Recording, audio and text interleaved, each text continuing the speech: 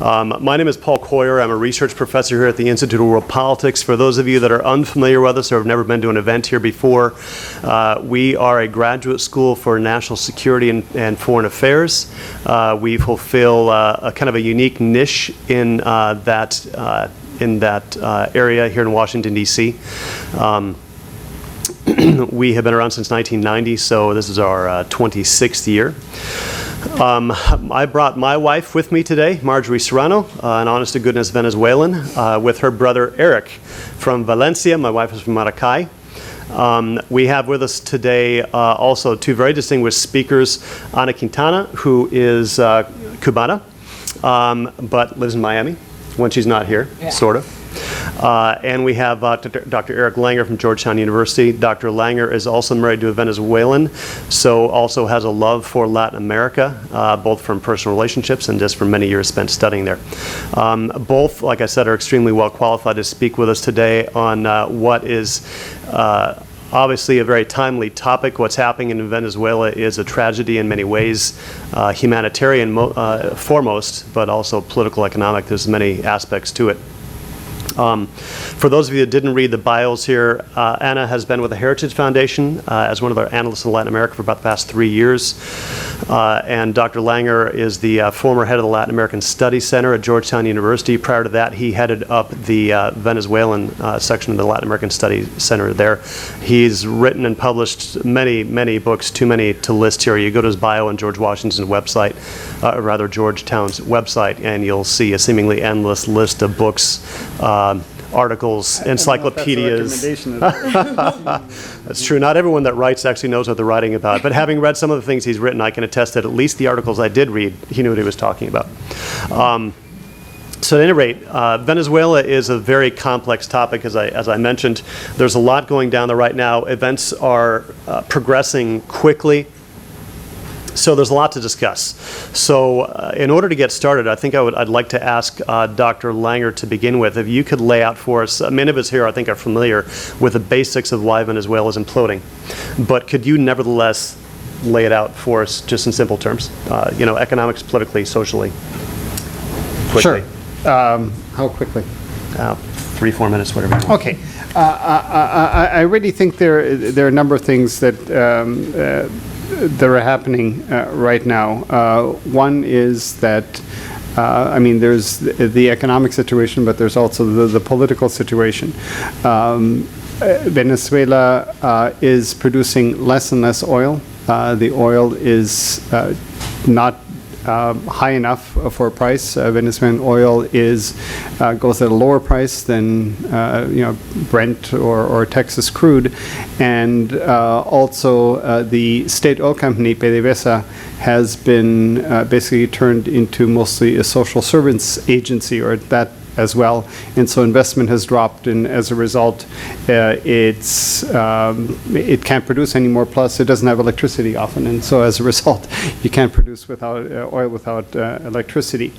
In addition to that, what you have is a political situation which is unsustainable, and I'm sure we can talk about that to a much larger extent later on, and that is that Venezuela has a government which is deeply unpopular.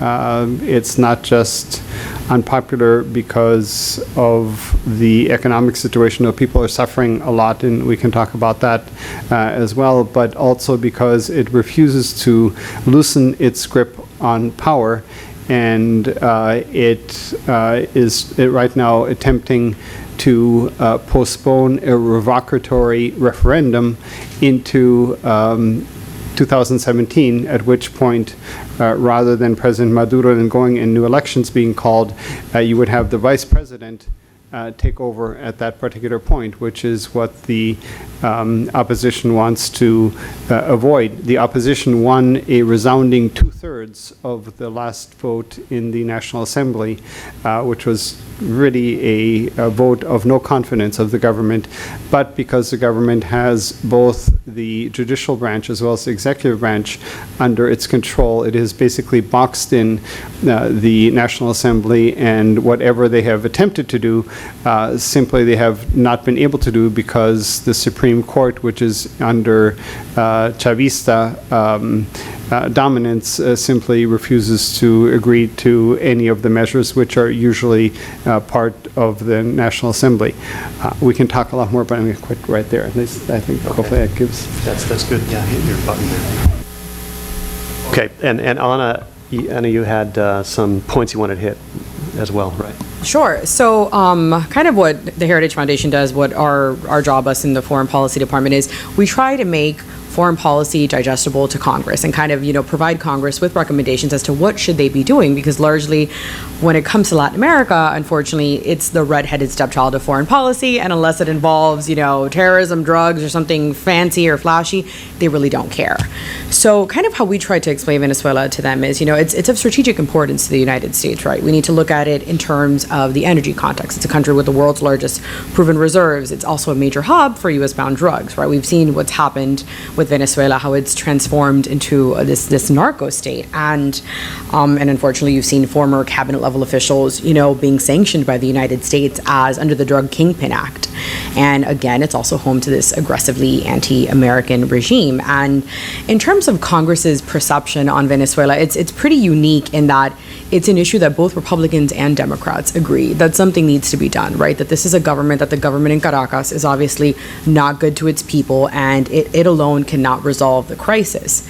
Where they diverge, though, is on the topic of sanctions and also of democracy assistance, right? Progressives tend to not support the utility. They don't believe in the utility of democracy assistance, and they believe it as something that's kind of this subversive tactic that the United States is implementing against the Venezuelan government. Conservatives, who tend to be more proactive, forward-leaning in foreign policy, obviously support it, and libertarians are just very hands-off. And kind of, I think, what the main issue with congressional action on Venezuela, it's kind of this realization that they've come to, that there's not a lot the United States can unilaterally do. Because, for us, obviously promoting democracy, it's at the core of our interests. But, I mean, in terms of unilateral action, it's just not there. And unfortunately, coming from the White House, at least from the Obama administration perspective, it has sent these confusing signals, right, because of its historic action towards the region. And kind of, I think, what we should be, and it's some real food for thought, and I hope we can talk about this later, is what exactly can the United States be doing? What tools do we have? Because, Washington has been criticized for, and it's been criticized largely by the Venezuelan folks in the Venezuelan opposition, that they've been reluctant to move beyond targeted sanctions. And there's this false perception out there that, the United States has the ability to really alter outcomes. But again, that's just not the case. This isn't the Cold War.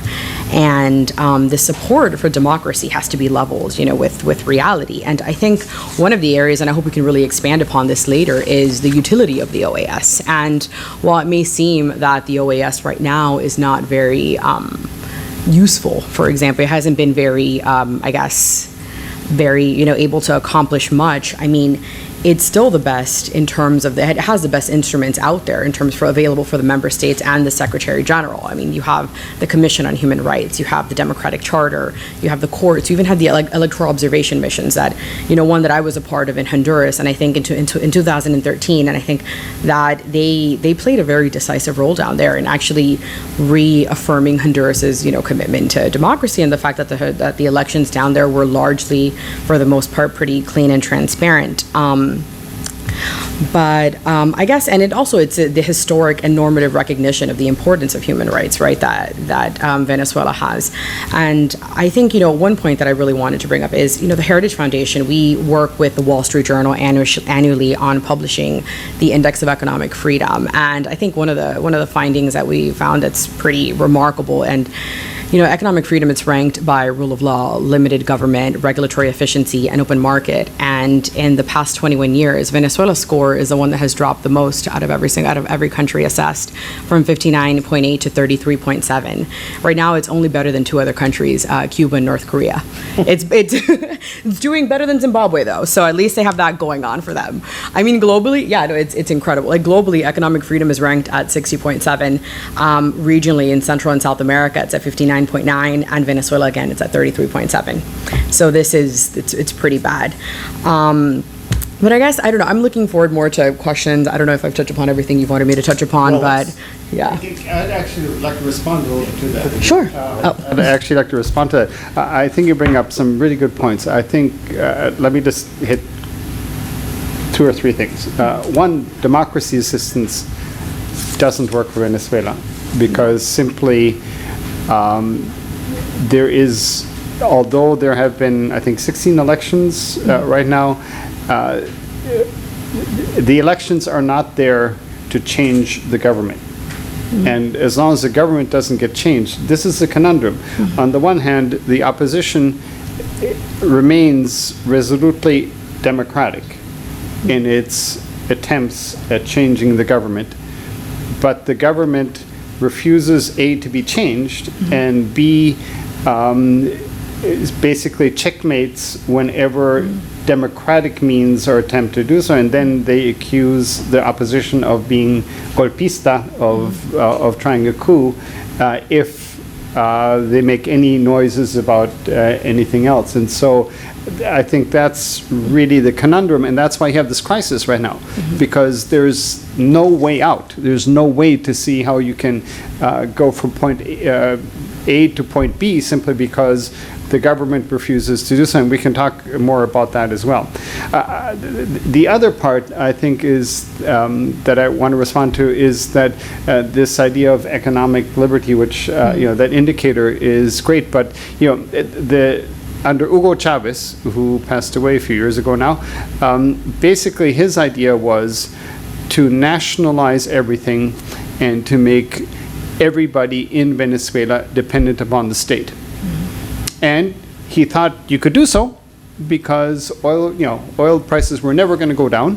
They're $100 a barrel, and hey, it's a limited resource. And they thought, well, didn't think that, I'm an economic historian, and so I know that commodity prices go up and down, and he didn't understand that, and so one of the reasons why they're in such deep economic trouble right now is because the whole economy was predicated upon high oil prices and the maintenance of high oil prices, because then essentially the state presumably could buy everybody off, and then if industries weren't working anymore, well, they could just buy it.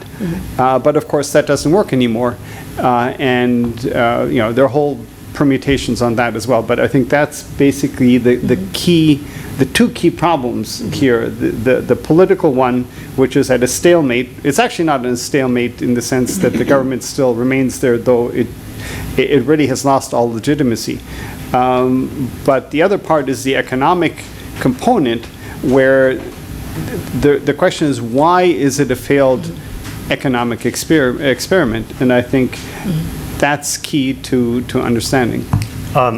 I would agree with all that. I think we can expand on that a little bit. Sticking with the economic perspective for a minute, yes, commodity prices were a big part of the equation. However, there was also a lot of mismanagement, which you touched on. So it's a kleptocracy. Let's talk a little bit about that. And if you feel like you want to, we could also talk about that elsewhere in Latin America, where the same thing has happened. Commodity prices are part of the equation, but there's also a lot of mismanagement, corruption, which we see going on right now in Brazil. Can we speak on that a little bit? Well, let me do the Venezuela part first. Mismanagement at colossal levels. In part of the Chavista legacy also was, how do we make sure that the only people who might get rid of us can't do so anymore? And that's basically the Venezuelan military. And so they basically did two things. One is they politicized the military and made it the Chavista Bolivarian force, which actually I don't think really matters that much. Whenever they say, use a different phrase, different ideology, they'll change. But what they did, even what Chavez did in particular, more smartly, and Maduro has maintained that, is that basically he told the highest officer ranks, do whatever you want to. If you want to steal a little bit here, a little bit there, that's fine. I won't tell anybody. And after all, we're all buddies and things like that. He didn't say that explicitly, but it's quite clear that was the policy. And then, if any of these folks then tried to leave the nest, he came down on them and put them in jail for corruption. And so corruption was actually built into the system because you were supposed to be on the table. It's a mechanism of control, exactly. Now, if we talk about commodity prices in general in Latin America, that's a whole nother issue. Now, Brazil obviously is having tremendous problems, and that is because, as in Venezuela, but not as bad as in Venezuela, much of the policies under Lula, for example, and Rousseff, were redistributionist policies. In other words, you redistribute part of the wealth that you gain through economic growth to the poorer classes. You increase consumption, and presumably as a result, you also then increase industry because more people consume more goods, and so as a result, the economy grows. And that works up to a point. The problem is that in addition to that, you need to do two things. One, you have to have high enough commodity prices, which we already talked about. But secondly, you need to maintain infrastructure. And certainly in Brazil, and actually even more so in Venezuela, nobody worried about infrastructure. So the roads were falling apart in Venezuela. They're also falling apart in Brazil. Public transport, for example, because crime goes up in Venezuela, not so much in Brazil. And of course, what also happened, and maybe we should bring this in, is the, if you will, the eruption of China into the world economy and Latin America as well. And what happened there is that Latin America became a primary goods commodity producer again, leaving behind much of its industry. Let me just give you a very simple example. I lived for many years in Bolivia, which we can also talk about, but not right now, and lots of things to talk about. And when I lived there, in fact, when I lived there, one of my children was born there, we had a Brazilian refrigerator, right? Because that was the people. Now, there is no Brazilian refrigerator anymore in Bolivia. They're all Chinese. Right. Okay?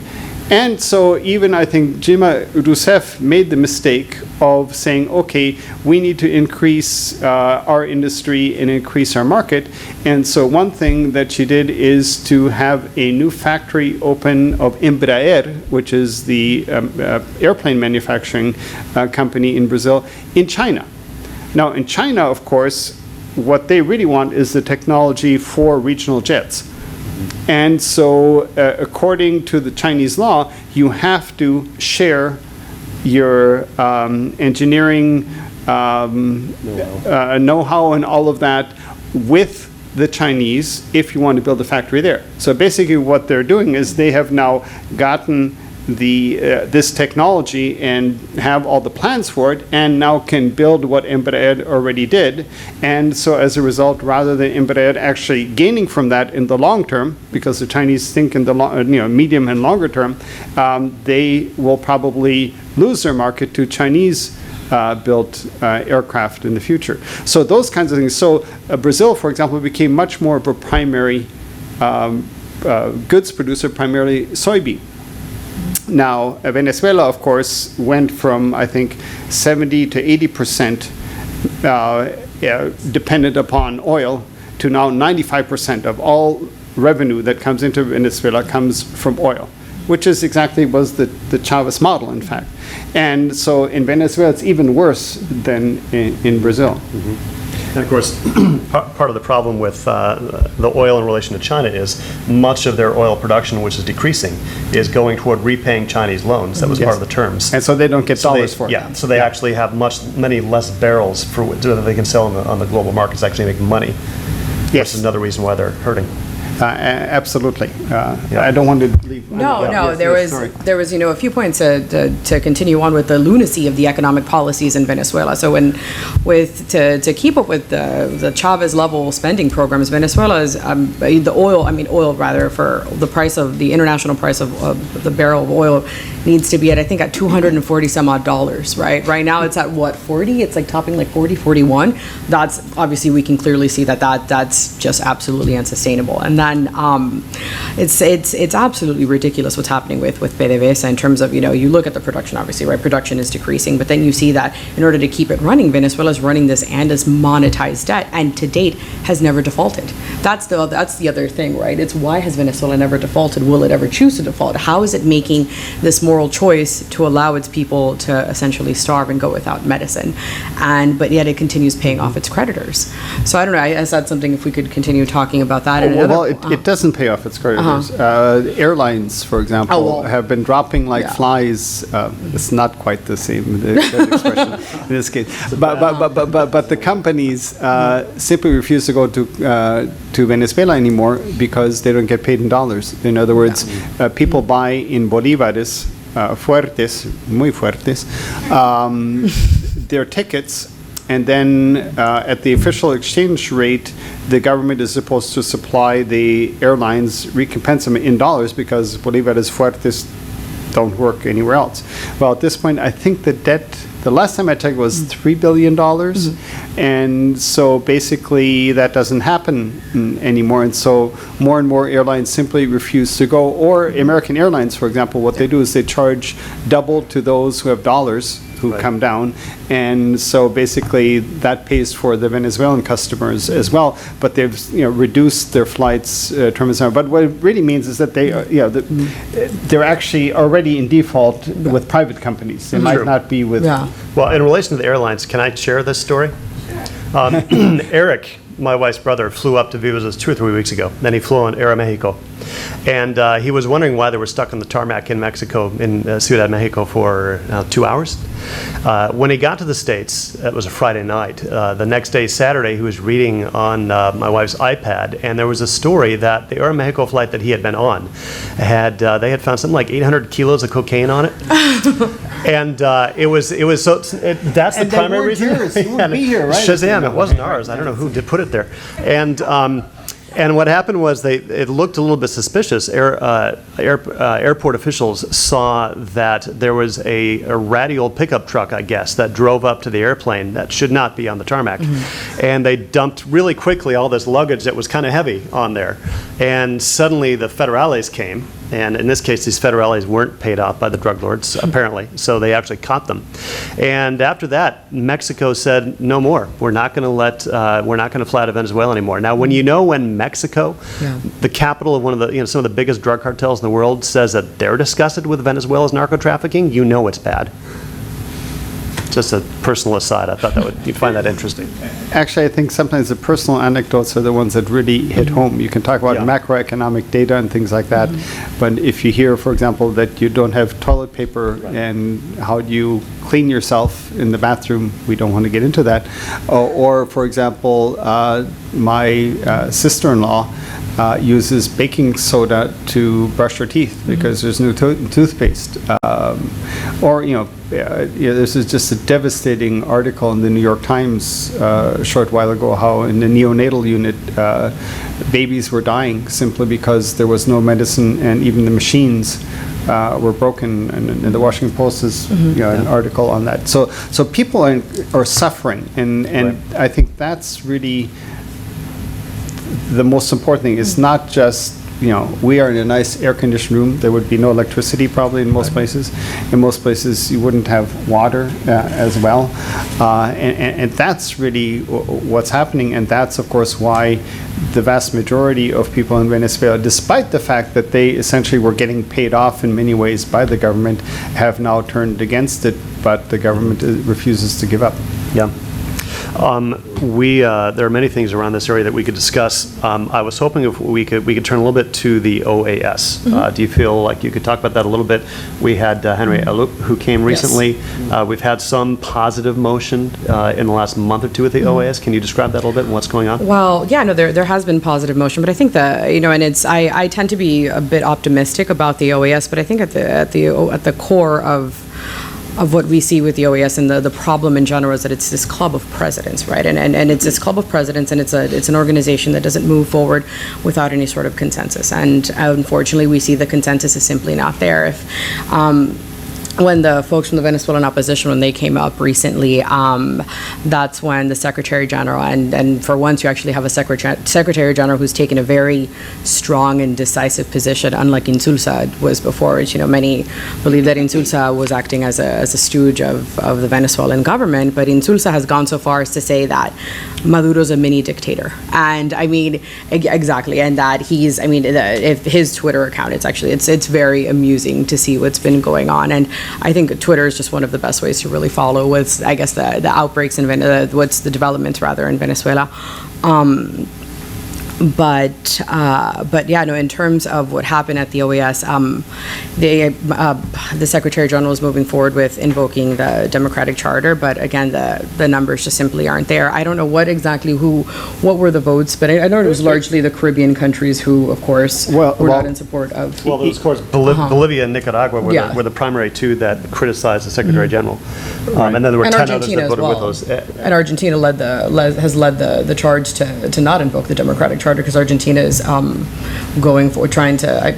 I'm sorry if you. Sorry, you were saying. I'm sorry about Bolivia. Well, no, I didn't say anything. I was so Go ahead. I know the foreign minister of Argentina apparently wants to have the job as Secretary General of the United Nations. I don't think she'll get it, but no, the vote was actually 20 to 12. So 24 discussing the report. Was it 158 pages long? 132 pages, May 30th. Okay, thank you. Yeah. Pages long. That's why I'm a historian. Yeah, numbers.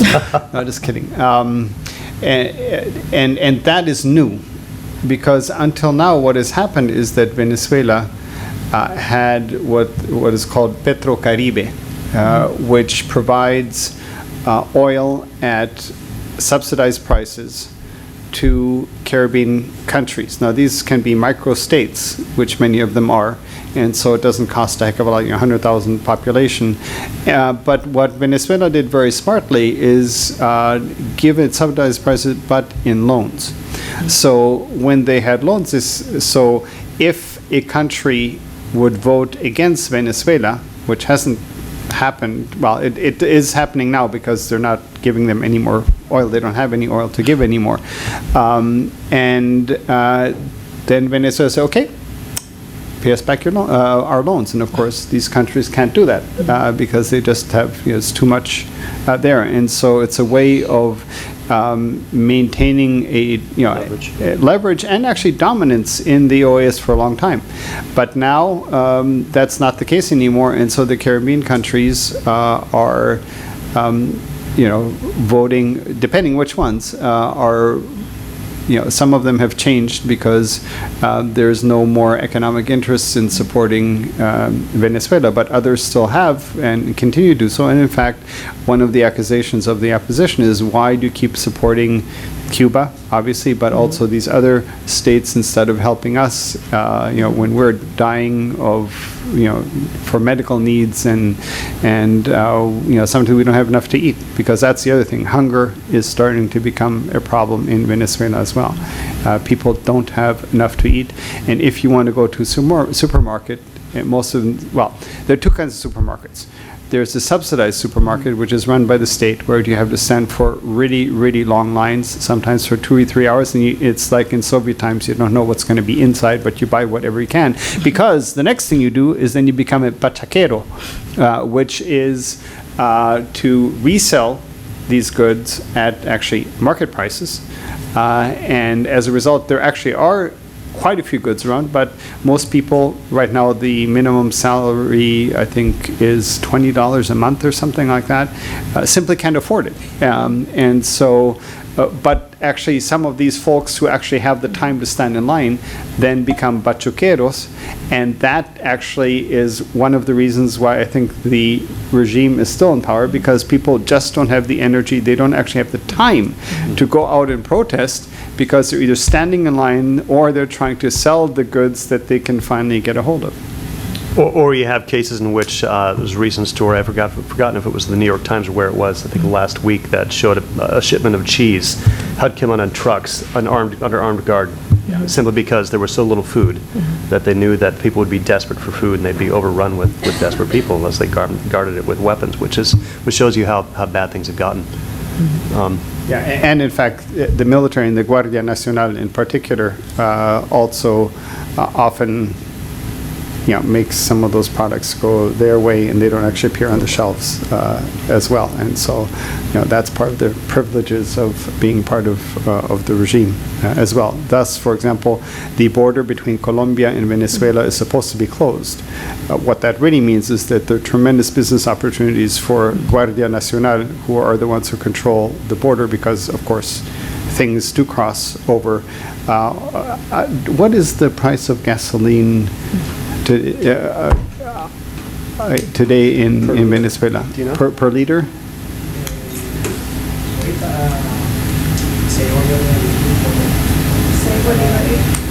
Okay, 6 bolívares per liter.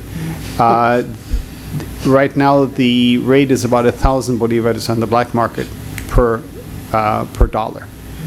So basically, a fraction of 1 penny. yes, you are basically giving away let me put it this way. The Venezuelan government, which is part of the economic distortions, is essentially paying people to buy their gasoline, because, of course, production costs are far beyond that. So every liter that they sell, they actually lose probably 50 cents to $1. And so, these are part of the economic distortions. Now, one thing to bring up as a historian, the one reason you had the massive rebellion, the Caracazo, in 1989 was because the price of gasoline went up dramatically. And while the price of oil has actually gone up dramatically, it used to be 90 cents to the bolivar, it's irrelevant because inflation is so high. And the government wants to avoid at any cost having the people, as they say in Caracas, bajando de los cerros, coming down from the hills. That's where the slums are, and that's what could really change the government, because if the common people rebel against the government and there are tens or hundreds of thousands of people converging on the government palace, not even the best equipped army can hold them back. And so that's why the price of gasoline is basically free even today. Anna, could we go back to what can the U.S. government theme do a little bit? Of course, as we discussed, what we can do is extremely limited, both because of lack of interest in the partisan parties here in Washington, and practically it's difficult for us to actually do anything effective. Yeah. At the least, it seems to me, however, we could provide moral support. When people like Henry Aloup comes up here and nobody in our government meets with him, there's no press conferences, I'm with this guy with his arm around him, whether it be in the Rose Garden or Capitol Hill or whatever. Do you agree? Could we at least do that? And what other ideas do you have? That's the thing, those expressions of support, those expressions of standing with the opposition, right? Standing with the beleaguered opposition, things like that can be done. And in terms of what Eric was saying before about democracy assistance not working, it simply doesn't work. Towards Venezuela, we allocate annually about $5 million towards economic support funding, which is supposed to go towards democracy assistance programming, and that's given to, private attorneys, people who represent folks that represent the political prisoners, which there are 71 political prisoners in Venezuela, more than even Cuba. Cuba has 52, Venezuela has 71. That's mind-blowing to people that when they actually But it actually depends on how you count political prisoners. And that's the other thing, exactly. There's probably many more. And unfortunately, the only ones who really get attention are the Leopoldo Lopez's of the world. The students who are the LGBT activists, they're rarely mentioned, and that's they're for their families. That obviously must be heartbreaking. And, for the opposition folks, when they come up here, to not even be acknowledged by the State Department Department and not even be acknowledged by the White House. What message is that sent to them? I mean, here's the United States sending Thomas Shannon, one of the highest ranking diplomats in the U.S. government, down to meet with Maduro, yet when somebody like Henry Aloop comes, President Obama won't meet with him. And I get that, and I think that kind of that those misplaced priorities also extend to other countries in the region. Like I was telling you earlier with the incidents of Dr. Oscar Bassett. He's a former political prisoner from Cuba, was awarded the Presidential Medal of Freedom by President Bush, and he could never receive it. He was imprisoned when President Bush received it. His children received it on his behalf. When President Obama was down in Havana, he didn't even extend Dr. Bassett an invitation to meet with him, because obviously, of course, the Cuban government had a role in selecting which dissidents and members of the quote-unquote civil society would be at the meeting. And Dr. Bassett was here in Washington, D.C. a few weeks ago, and the Vice President's office canceled a meeting with him. The State Department, some lower-ranking folks met with him, but nobody high-ranking met with him. Nobody publicly took a picture with him and expressed their solidarity with him. And that's, again, what we're seeing with the Venezuelan opposition. And you see members of Congress doing that. You see, and not to be partisan, but we largely see this, with folks on the right who meet with the opposition folks who come up here. But then Rubio's been fairly outspoken. Oh, exactly. Yeah, Senator Rubio's been outspoken. Senator Cruz and Senator Tillis recently published a letter asking the State Department asking Secretary Kerry specifically for what assurances did he get from the Venezuelan government when Thomas Shannon was down there for, this quote-unquote meaningful dialogue that's supposed to happen. Will there be any guarantees for the release of political prisoners? And to date, I spoke to Cruz's office today, they still haven't received any word from the State Department. But then again, members of Congress can call out for as much moral support as they want, but you're not, the State Department and the White House, unfortunately, are just not acting in the way that they're supposed to.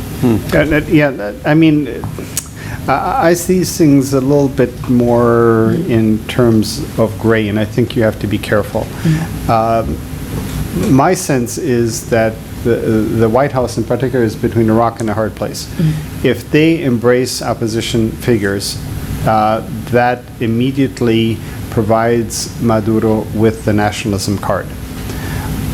And the question is it really useful? Is it actually useful for somebody like Ramos Aloop to have the embrace of, say, President Obama or Secretary Kerry, etc., or will that in fact make it much more difficult? Even when he came back now to Caracas, they actually took his whole suitcase apart, and they didn't want to have him leave. They X-rayed every single piece of his suitcase because if what he brought back was actually toilet paper, just as a point to be made. So you had to be very careful. The other thing that I sense, and I have a number of foreign students who, former students, who are in various positions in government right now. And one thing that I have heard before is that they sense that, the problem is, especially for governments, is to think about what happens when a government falls. Is that going to be a bigger problem or less of a problem? And my sense is that the calculus has been, especially after what happened in Libya, that even the fall of a dictator sometimes brings about unforeseen and very bad consequences.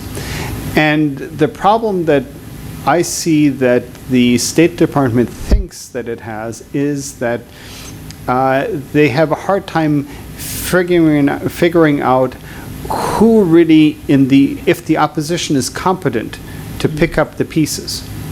Because in fact, the opposition, there are actually various oppositions. The two most important ones are, say, Leopoldo Lopez, who's right now in jail, and Medina Corina Sumate. Yeah, Sumate on one hand, and then the MUD, or the Mesa de Unidad Democrática, the Democratic Union table, are basically in there because they're opposed to Maduro. There are socialists in there, There are even former communists in there. There are people from the right wing. There are people from the center. And not only that, but it's, I love this expression in Spanish. So, todos quieren ser caciques, nadie quiere ser indio. Everybody wants to be president. I mean, it's a recipe for disaster as well, in the sense that the opposition has gotten their act together superficially, in the sense that most of them are within one group. But the problem is that what happens once that one person that keeps them all together, which is Nicolás Maduro, disappears from the scene, or Diosdado Cabello, who is the second in charge. Then it might be an unholy mess, and of course, my sense is that the State Department folks think of what happened in Iraq, what happened in Libya, basically the Middle East.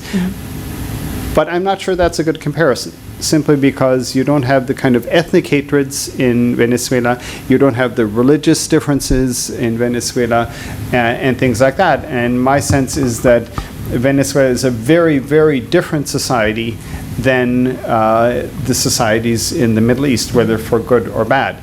But I'm not sure you can really compare it. But my sense is that they have that kind of in the back of their head, so they're trying to keep the state together, even as dysfunctional as it is, as long as possible, maybe push it slowly but surely towards the edge, rather than engage in the same mistakes that happened under the Bush government, with the invasion of Iraq and things like that, where suddenly everything just blew apart. So those are the kinds of things that I think we have to take into consideration. It's very easy for us to talk about that, but I think they have to kind of walk a fine line, and not to say that it's the best policy, but my sense is that's why they're being so careful. Now, I have a lot of faith in Tom Shannon. I think he's a really smart man. He's actually very tough as well, and hopefully he can do something. I think the most important thing that Shannon can do is to make sure that democracy prevails by having this election before it goes over to the vice president, which means basically continuity. And if he can manage that, then that would be fantastic. And knowing Tom, he keeps things very close to his vest, and who knows what's going to happen. Hopefully, the best solution, I think, at this point in terms of policy is that the referendum happens. It's so clear that Maduro must leave. It's done in time before January 10th, I think is the date, that he must leave, and that new elections will be called, and that actually promotes a democratic transition, a democratic president, although the Chavistas don't want to leave. And of course, part of the ideology is that this is a permanent revolution.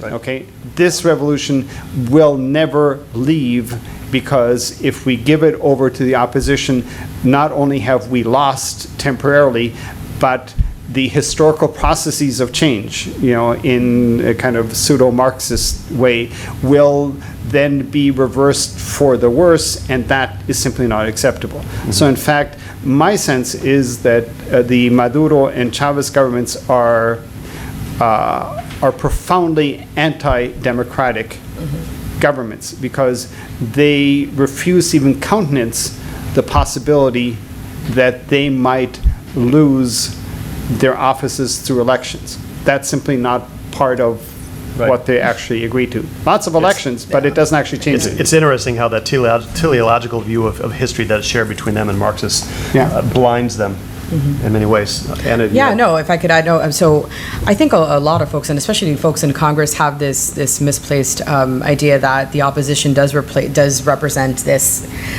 that they have the capacity for governance afterwards. And you're right, once you remove Maduro, that's the only thing that's uniting them. I mean, you can't even get them to agree what place they're going to go out for arepas, right? Yeah, it's incredible how they just disagree, and how they're in so much conflict, and how they actually are actively undermining each other here in DC, right? Because you're right, everybody wants to be a leader, people don't want to work together. And I mean, and that's what you see with a lot of the opposition folks in Cuba and Ecuador, and it's extremely unfortunate.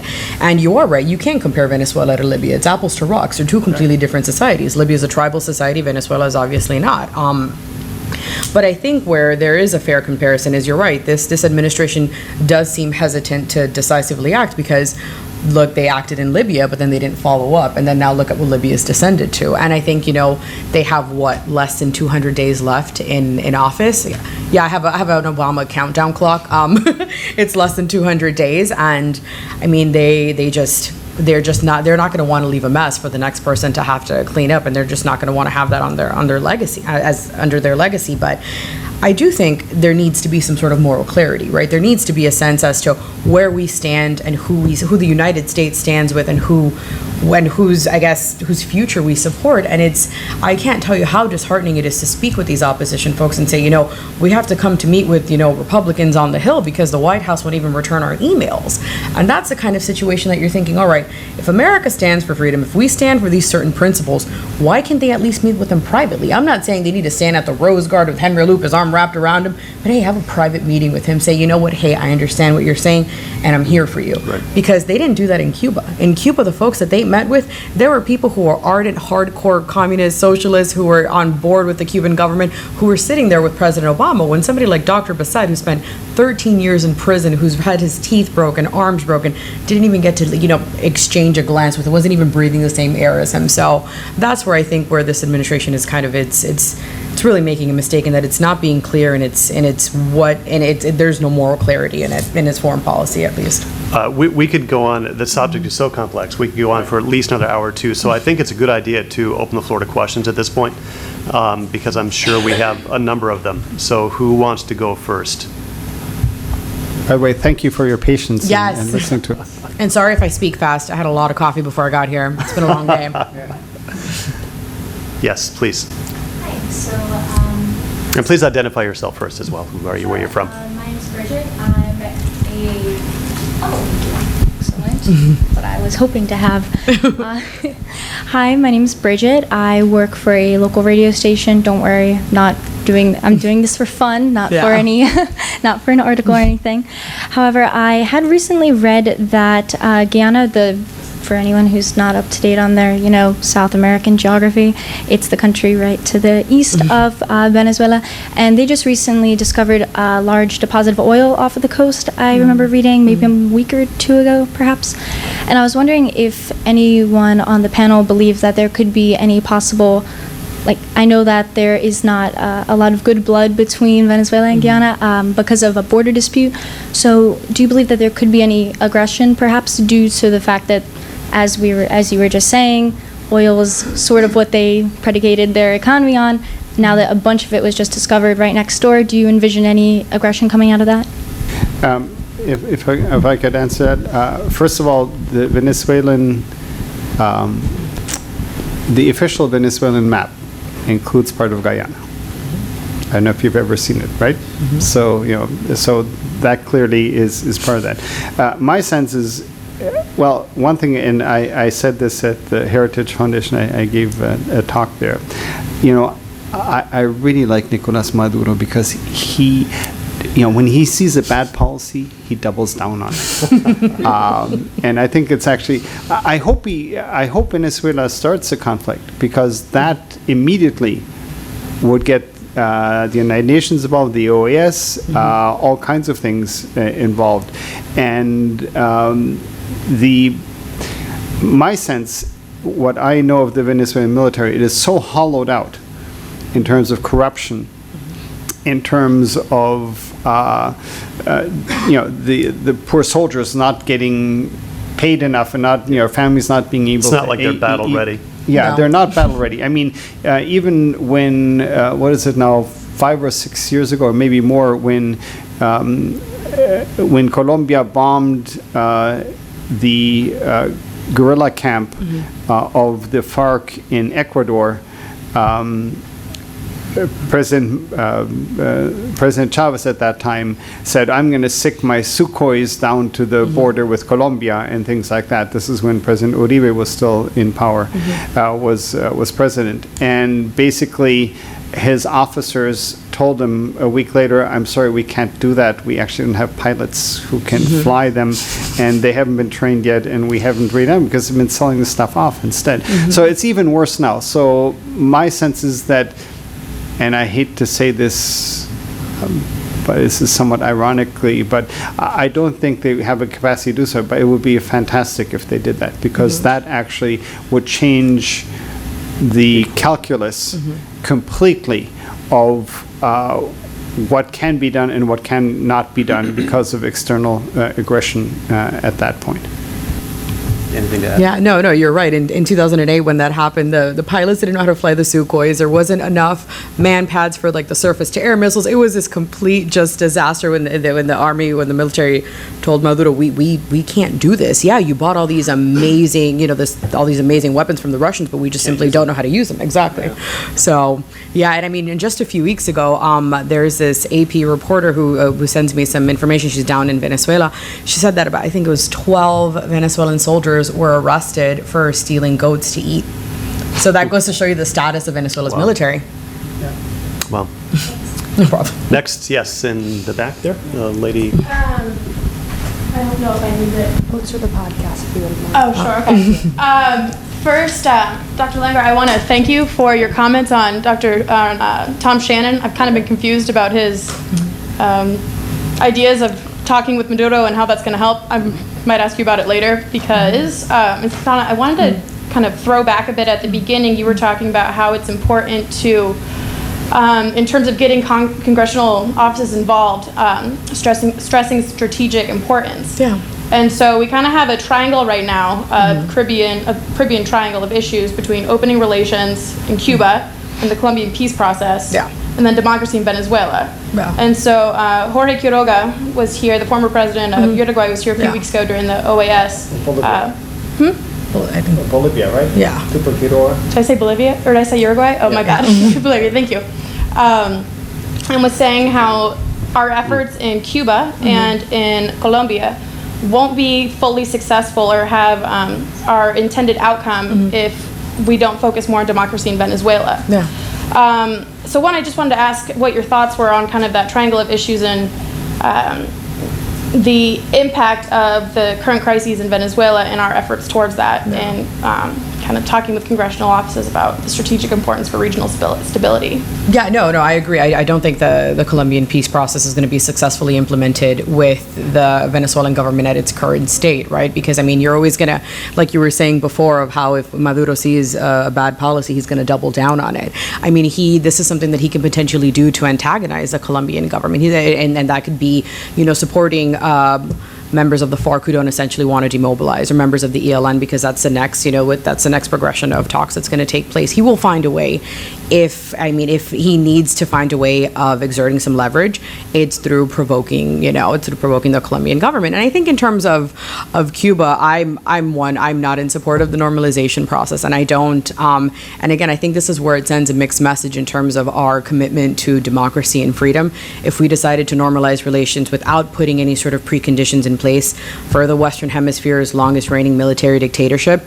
And I know folks may say, well, we've had our policy in place for how many decades and it hasn't really accomplished anything. I agree. I think it's a policy that was definitely is time for revisiting. I'm first generation Cuban American. My family they're all political refugees. They came here on the Mariel. My father was a member of the Cuban military who left when he was in Venezuela and lived there for a few years before coming over here. But I think in terms of how the Cuban normalization process has been executed isn't conducive to anything positive in Venezuela, because again, how can we say on one hand, hey, you know what, we support the democratic aspirations of the Venezuelan opposition, or we support a democratic change in Venezuela, if we can't even call for that in Cuba? How many generations of Cubans have existed without even being able to vote for their own leader, yet we're asking the Venezuelans to say, you know what, Maduro, you should support the outcome of this referendum, and if they want you out, they want you out.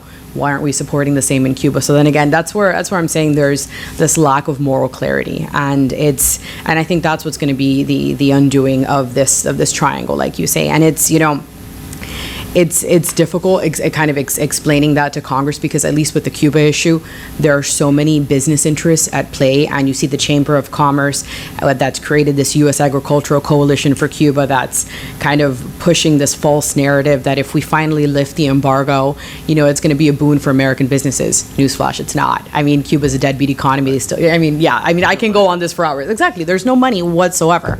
And I mean, it's just like when we opened in China in the 70s, everyone thought they were going to make $1 zillion to 800 million Chinese consumers. And and then people say, who had zero money. That's exactly it. And then it's, and then look at the condition of human rights in China. Are they any better than they were before? They're not. And I think that's what we should, that can be emphasized, and it's not. Eric, do you want to add anything to this? There is no way that I'm going to mess with a Cuban American on Cuba. Smart man. No, but it seems to me maybe talk about the Colombian peace process, which I think is really, really interesting as well, and which fits into all of this. I mean, this is so complex, all of this, and that's what makes it so interesting, right? My sense is that it is very positive that they have finally come to an agreement on the ceasefire, because what that essentially does, if this in fact continues, it frees the Colombian government from following the Venezuelan government, because the Venezuelan government had been a guarantor of the peace process. And once that very important role basically falls away, clearly there are guerrilla leaders and things like that who live in Venezuela or have support and things like that, but not to the same extent. It means that Colombia can much more act in its own interests regardless of Venezuela, because until recently, Colombia has voted in the OAS on the Venezuelan side because they didn't want anybody to mess with the peace process. If the peace process in fact concludes, it means that suddenly there is a really strong, powerful neighbor who actually knows how to use its military on Venezuela's flank, and it might have some great positive effect in pushing the Venezuelan government, in fact, to give up power in democratic means. The question obviously is how that happens. The devil is always in the details. But I think overall this is a very positive step that has happened. That this has happened at all. We had a gentleman right here who had a question, right? Do you still have one? You? I saw you raising your hand earlier. It was answered? Okay. Wilson?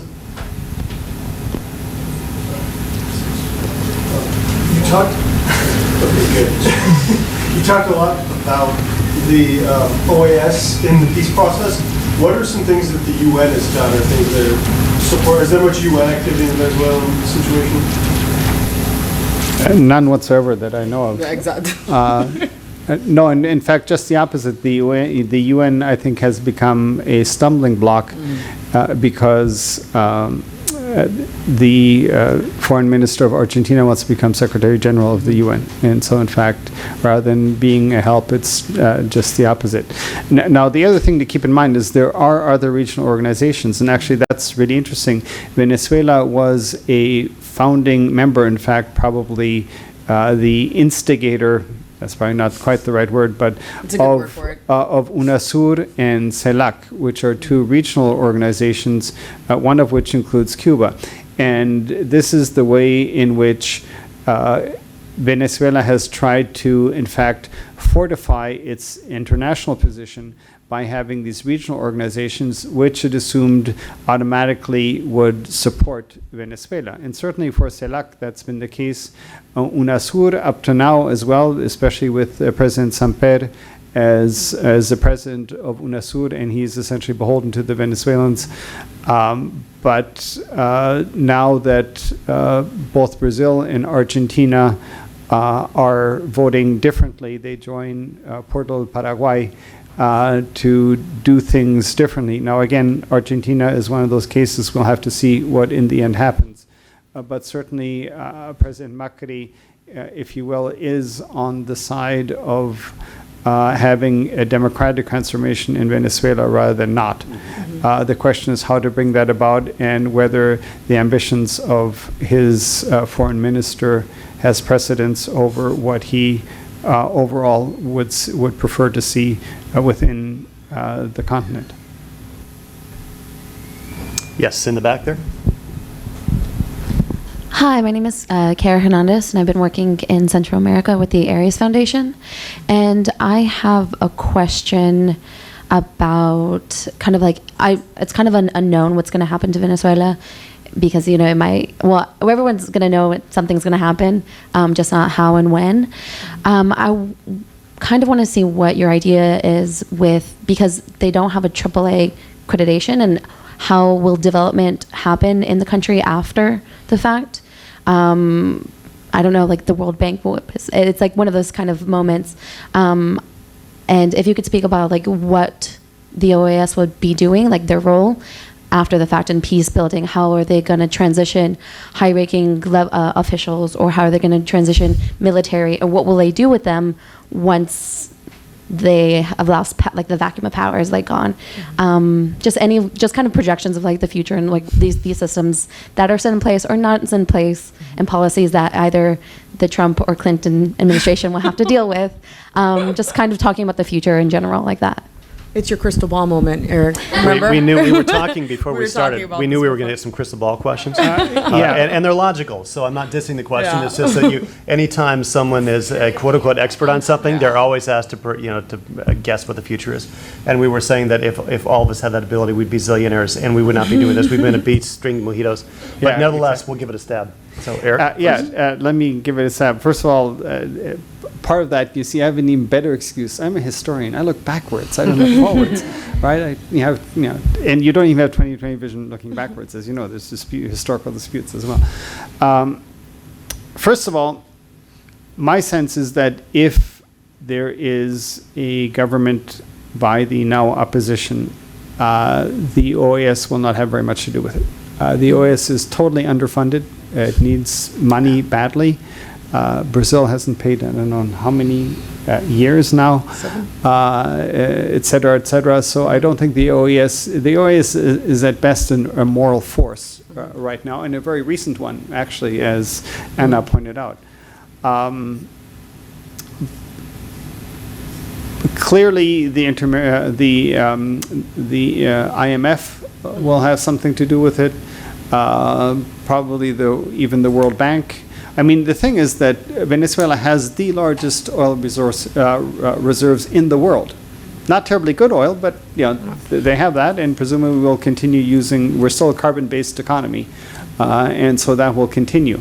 So in the long term, prospects are actually quite good, but maybe in geological terms, not in human terms. But that said, my sense is that, first of all, Venezuela has not hit bottom yet. Okay? It's going to get worse before it gets better, unfortunately. And I know this because I have a niece and nephew residing at my home right now who are essentially refugees from Venezuela as well. And I'd love to bring more family over, but I only have a townhouse. I can only do so much. But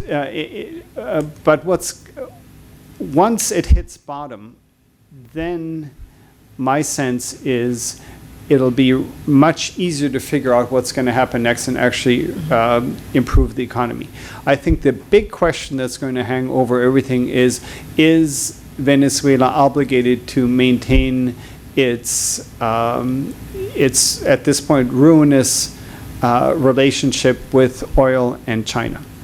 Because that's their major obligation right now. China, I was just checking,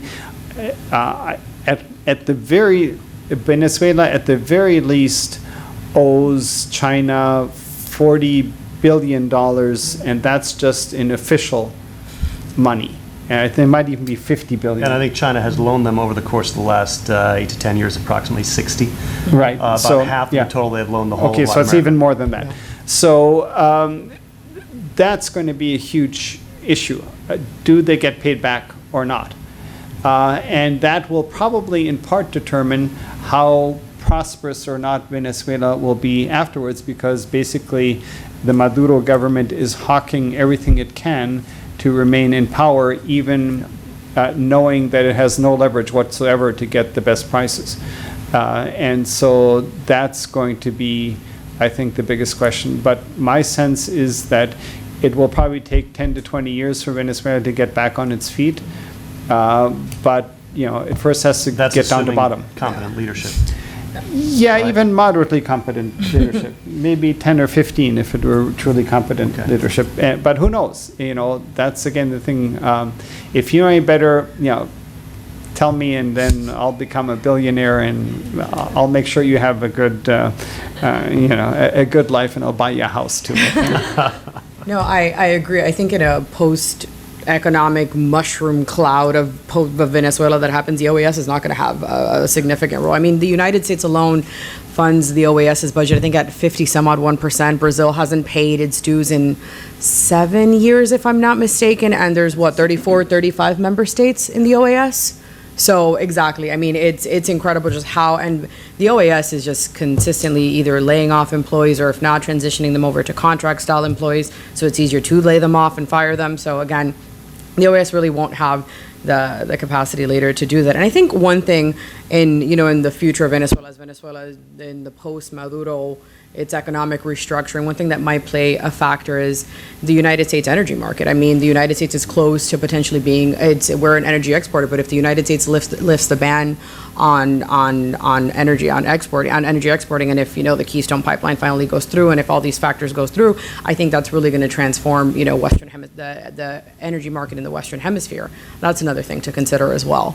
But again, if you have any other amazing prospects, I mean, if you have the Venezuela crystal ball, by all means, Congress is waiting for some help on that. Anybody else? Marjorie? So I had so many questions before coming here. I was even discussing with Paul. But one of the questions that I have is, well, I do have hope, because we try to, win Venezuela back in 2 years ago with the elections. So it's not like the opposition, and I understand, and that's the main problem of the opposition. Everybody wants to be a president, but at least we tried with Capriles. So if the revocatory election, whenever it comes through, Referendum. How can the international, the United States can help for real? Because the people that was there watching the elections to be good. I mean, I am not American, and I even knew that those people were not good to represent the United States over there in Venezuela. So how can the United States can really help to be a good witness? To put things back together as well. Yeah, put everything together in case, you can have another election. Even though, as you say everything correct, Maduro is not going to get out this way. But at least we're trying to do the peaceful ones. And it needs, and I do think that Venezuela needs another Caracazo. The people from the barrios need to take over, because if they are taking over now, fighting for food, they can easily fight against people with arms, which are not Venezuelan armed forces. They are coming from other countries. Cuba. Yeah. Sorry, it's like 5 questions. I think you're asking, what the United States can. At least one of the questions is, what can the United States do if there's a transfer of government towards, non-Chavistas? I think first of all, we have to. The U.S. first of all has to be less dysfunctional itself, and it's the Senate and Congress as a whole that has the purse strings here, and they have to get into the act and actually then support the new Venezuelan government economically, certainly through security problems as well, as you probably know much better than I. The Venezuelan murder rate is second, I think, highest in the hemisphere after Honduras. And so there are all kinds of things. The question is whether there's the political will to do so. My sense is that yes, there will be, and the reason is that Venezuela, even today,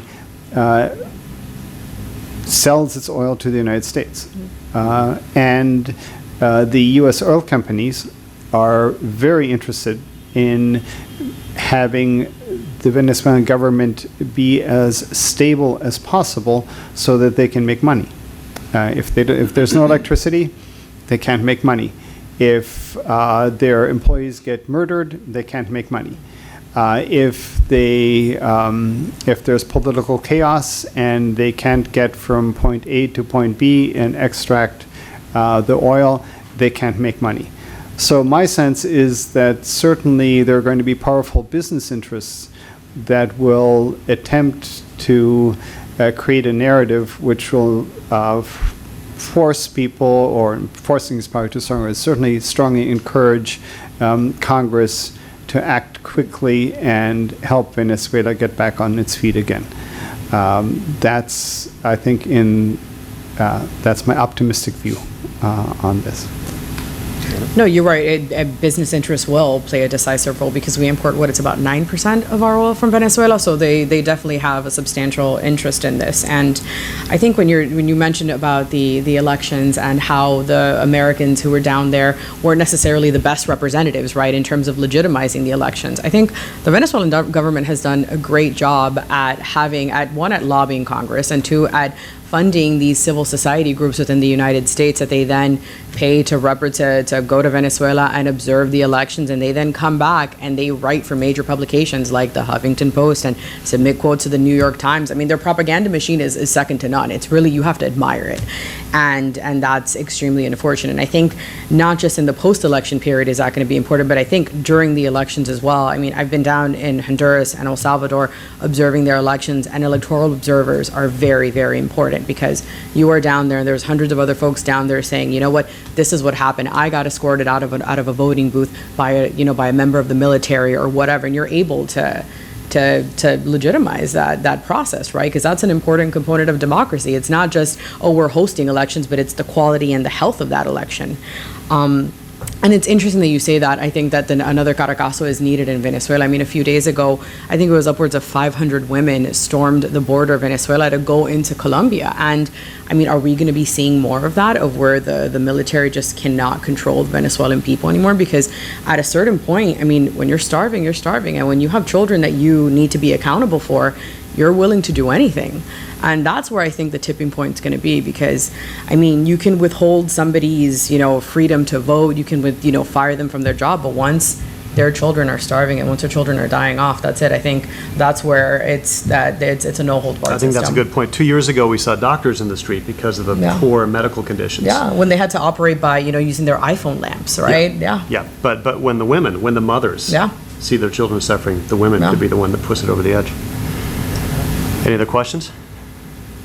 Yes, down here in front. And again, please identify yourself, where you're from. Sorry. Yeah. Okay. My name is Luciano Chavez. No relationship with. It's good that you I just want to clear that out. I live in Spain. We've seen in Spain the last couple of years movement, kind of like Chavez, communist movement. Which has been funded by Venezuela. Apparently, maybe they've been funded by Venezuelan. And my question is, how do you see this communist or left-wing movement going in the future? Because, if Maduro falls, let's see, do you think the other countries, like, Nicaragua, Bolivia, even the Castros, are they gonna fall as well? Are they gonna get weaker? How do you see this? Are there gonna be a dominoes effect? Well, I can start off. You can start. Go ahead. Oh, I mean, when it comes to the Cuba issue, this is why the Castros have decided to normalize. I mean, they see the writings on the wall, and they're trying to create a soft landing for themselves and for the rest of the government. And as for the other governments, I mean, you already see Venezuela's had to shut down. I think it's over 50% of what they normally give in Petrocaribe funds. They've had to shut that down because, again, the money is not there. But for countries like Ecuador that aren't so economically dependent upon Venezuela, I think that's where it's going to continue. Correa's approval ratings are like at 70 some odd percent. He's not going anywhere anytime quickly. But then again, and neither is And neither is, oh my God, I'm forgetting. I'm sorry, no, Evo Morales, exactly. Evo Morales, that's another one that's not going anywhere anytime soon. And neither is Ortega. Ortega's already making moves for the next election. I mean, However, he's at least in gonna- Nicaragua, there's a lot of discontent with the There with is. the canal and the Chinese. Oh, and other things. exactly, yeah. Which at least there's that, but I don't know. I think you definitely see, at least with the Cuban government, the Castro see the writing on the wall, and they're preparing for themselves for a post-Maduro world for sure. Yeah, I agree with Anna on this, and I think actually the reason why the Castros normalized relations with the United States was precisely because they knew that Venezuela was not going to be viable for much longer. So they were looking for a way out. My sense is that other leftist moves, the problem is, or the issue is, not necessarily a problem, is that Correa and Ecuador, Morales in Bolivia, Ortega in Nicaragua are very much homegrown as well. I think it would be a mistake for us to think that the only reason they are in power is because Venezuela supported them in the past. That's simply not the case. So I know the case of Evo Morales the best. Clearly, he has transformed Bolivian politics in ways that only occurred in 1952, in a social revolution where lots of people died. In this case, they didn't. And so he's going to be around for a while, at least that kind of movement. What I do see, I think, is transformation mainly in the Caribbean, both perhaps in some of these microstates in the islands, and then perhaps in Cuba itself, because what my sense is that the Cuban regime mostly wants is the embargo to go away, and that hasn't happened. And so they haven't really gotten the economic benefits that they'd hoped to do so, and they're still relying very heavily on Venezuela. And this actually has a lot to do with why Venezuela's been hanging on as well. You might or might not know that it's actually the Cuban security services who protect Nicolas Maduro. It's not, he doesn't trust his own, the Venezuelans.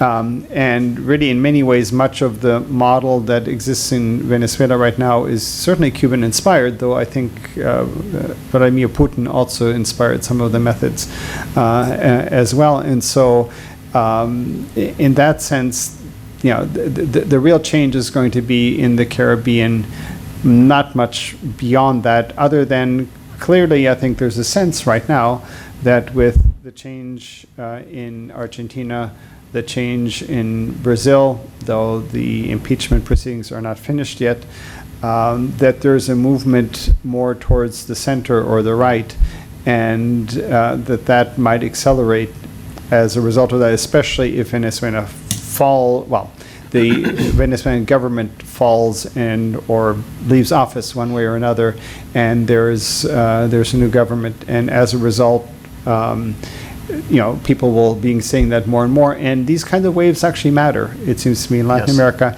has gone in waves. I'm a historian, so I look at that. The political waves really do occur in Latin America, and my sense is that Venezuela is the next domino to fall to the right or the center rather than the left. So the left is receding in many ways.